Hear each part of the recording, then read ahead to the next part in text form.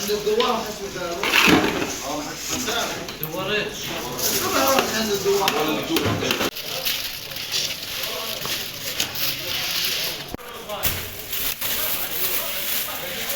حط رز حط رز. ضبط الرز يا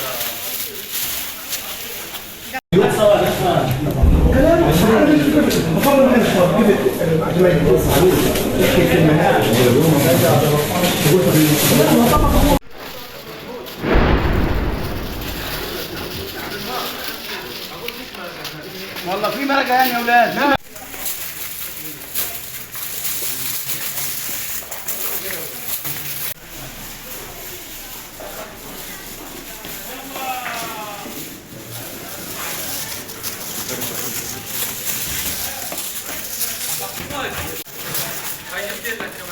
خلاص قد ايش؟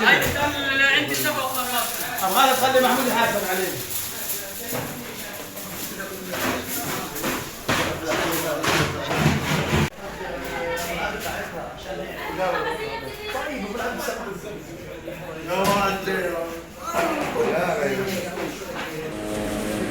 الله يسعدك، الله يسلم قلبك.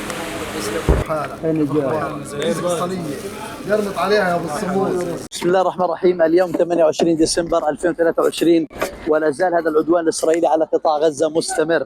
نحن بدورنا في يتيم ليرفكفي نقدم الوجبات الفردية والمساعدات العاجلة لأهالي قطاع غزة في شمال قطاع غزة في المناطق المتضررة من هذا العدوان الإسرائيلي.